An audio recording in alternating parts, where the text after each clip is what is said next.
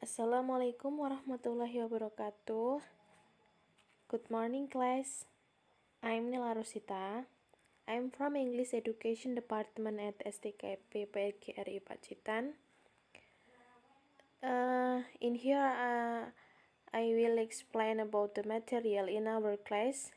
Saya dan Kak Sally Naritama akan mengajar bahasa Inggris untuk kelas 10 TKJ dalam 1 bulan ke depan. Materi pertama yang akan kita bahas yaitu recontext. Terima kasih sebelumnya atas perhatian teman-teman mau mendengarkan dan mempelajari materi kali ini. Saya akan memulai dengan scope of discussion terlebih dahulu. The first is definition of recontext. The second is generic structure. The third is unsur kebahasaan, and the fourth example of recontext. Okay, the first slide. What is recontext? Mungkin kalian sudah pernah melihat teks dulu di kelas SMP, itu banyak sekali recontext. Recontext adalah teks yang berfungsi untuk menceritakan kembali kejadian atau pengalaman di masa lalu. Jadi recontext ini berbentuk teks yang menceritakan kejadian atau masa lalu. Jika kalian bertanya, ini mirip sekali dengan naratif teks, ya memang benar. Tetapi struktur kalimat atau struktur yang membangun teks recon ini sangat berbeda sekali. Yang kedua, what is structure of recontext? Ini termasuk pada scope of discussion yang kedua, yang generic structure itu menjelaskan tentang struktur yang membangun recontext itu. Jadi yang pertama adalah orientation, yang kedua event, dan yang ketiga reorientation. Saya akan bahas satu persatu apa yang dimaksud orientation, event, dan reorientation.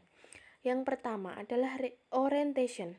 Orientation itu adalah paragraf pertama yang menuliskan gambaran umum tentang suatu kejadian masa lalu tersebut.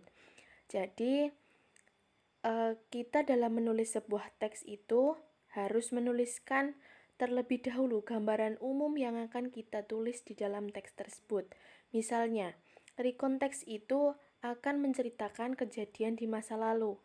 Jika kalian pernah berkunjung ke suatu tempat wisata dan akan kalian tulis ke dalam teks recon ini, pertama yang akan kalian bahas itu pasti siapa yang berkunjung ke sana. Misalnya, kalian yang berkunjung ke sana, maka orientation ini akan menjelaskan, saya berkunjung ke misalnya Pantai Klayar. Dan selanjutnya, Pantai Klayar itu terletak di mana? Dan yang ketiga itu, apa yang menarik di Pantai Klayar itu? Itu termasuk dalam paragraf pertama, yaitu orientation. Dan yang kedua, kita masuk pada events. Apa yang dimaksud dengan events? Jadi, event itu menjelaskan kronologis kejadian yang kalian alami di Pantai Klayar tersebut. Misalnya, apa saja kegiatan yang kamu lakukan pertama, kedua, ketiga, dan seterusnya. Mungkin apa yang penting kalian lakukan di sana itu diurutkan atau dituliskan secara detail di paragraf event ini. Dan yang ketiga adalah reorientation. Reorientation ini adalah bagian yang terakhir dari sebuah kalimat teks recon ini. Dari sebuah teks recon. Jadi reorientation ini memuat kesimpulan. Kesimpulan apa saja yang kalian lakukan di sana itu misalnya pendapat kalian tentang pantai itu atau sebagainya. Oke, yang ketiga adalah unsur kebahasaan. Unsur kebahasaan yang membangun teks recon ini, yang pertama itu using past tense. Kalian pasti sudah mengenal apa yang disebut kalimat past tense itu. Jadi, jika kalian akan menuliskan kalimat yang terjadi di masa lampau atau masa lalu, itu pasti menggunakan kalimat past tense ini. Yang pertama, using to be, was, and were. Dan yang kedua, menggunakan verb to. Dan yang ketiga, menggunakan did. Oke, mungkin itu bisa kalian pahami. Dan selanjutnya, ini adalah formulator verbal sentence tadi. Jadi yang afirmatif itu subject plus verb to. Negatifnya subject did not plus verb one. Kalau questionnya itu did plus subject plus verb one.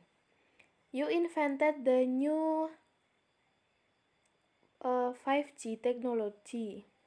Itu invented ini menggunakan subjeknya verb 2. Ini termasuk kalimat masa lampau atau past tense. Terus yang negatifnya, you didn't invent the new 5G technology.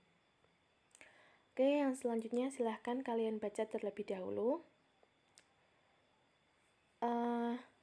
Kalau yang ini, she went to Jakarta yesterday. Nah, when ini termasuk verb 2 dari go. Jadi verb 2 ini termasuk kalimat past tense atau masa lampau yang biasanya kita menggunakan jika simple present tense itu menggunakan she go to Jakarta yesterday, maka di kalimat past tense ini menggunakan she went to Jakarta yesterday. When ini sudah mewakili bahwa dia pergi ke Jakarta itu kemarin, jadi menggunakan when karena sudah dilaksanakan. Oke, mungkin kalian bisa memahami. Saya akan melanjutkan. Kalau yang the formulator nominal sentence itu menggunakan to be, was, atau were. Jadi kalimat yang menggunakan to be, was, and were ini dia berarti kalimat past tense. Yang selanjutnya, recontext ini ditandai juga atau berciri-ciri menggunakan adverb of time seperti last, yesterday, this morning, ago, and etc. Last yang artinya yang lalu, yesterday itu kemarin, this morning pagi ini, and ago yang lalu. Itu semua menandakan bahwa kalimat tersebut atau teks tersebut merupakan recontext. Yang selanjutnya menggunakan kata-kata yang menunjukkan urutan kejadian seperti first, next, then. Nah, biasanya kalimat first, next, and then itu digunakan pada struktur kalimat yang berarti event. Jadi urutan kejadian secara detail itu tadi menggunakan first, misalnya yang pertama saya melakukan ini, yang kedua melakukan itu, selanjutnya itu biasanya yang B ini digunakan di event. Oke, yang selanjutnya ini example of recontext. Camping. Nah, di paragraf pertama ini, one my favorite dish in junior high school dan seterusnya itu, ini termasuk paragraf orientation. Nah, event ini biasanya terdiri dari beberapa paragraf, tapi yang ini cuma 2 ya. Ini biasanya mengurutkan kejadian itu. Jadi, kalau kalian camping, di event ini akan mengurutkan kejadian apa saja yang kalian alami di camping itu secara detail. Dan yang terakhir ini paragraf atau kalimat reorientation atau kesimpulan. Jadi kesimpulan atau opini apa yang Anda tulis di akhir paragraf itu. Kalau yang ini, that was so fun experience that I had in junior high school. Merasa senang tentang pengalaman camping tersebut. Jadi reorientation ini bisa kesimpulan dari kejadian itu ataupun opini Anda atau pendapat tentang action yang Anda tulis itu. Sebelum saya tutup pembelajaran hari ini, saya mau menjelaskan lagi bahwa recontext itu sebenarnya terdiri dari bermacam-macam. Yang ada 4 macam recount teks. Yang pertama personal recount, yang kedua factual recount, dan yang ketiga imaginatif, terakhir itu historical recount. Apa yang dimaksud personal recount itu? Jadi personal recount itu teks yang menceritakan pengalaman Anda tetapi di masa lalu ya. Misalnya seperti liburan tadi, itu termasuk personal recount.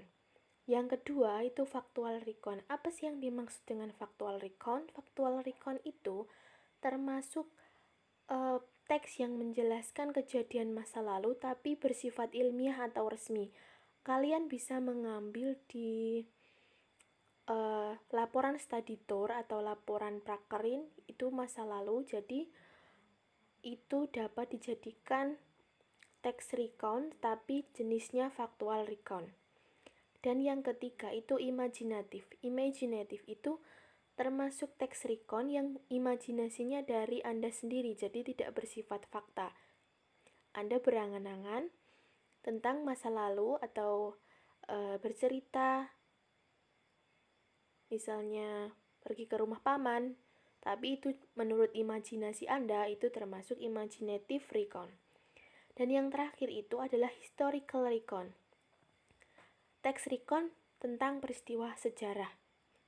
Itu banyak sekali contohnya seperti Bandung Lautan Api, peristiwa Rengas Dengklok, ataupun mungkin terjadinya asal-usulnya sebuah desa di desa Anda, atau asal mula dusun atau asal mula desa, itu termasuk peristiwa bersejarah atau historical recount. Oke, mungkin itu saja materi kali ini yang dapat saya sampaikan. Terima kasih atas perhatiannya, semoga dapat dipahami, dan kita akan bertemu lagi di minggu depan. Terima kasih. Assalamualaikum warahmatullahi wabarakatuh.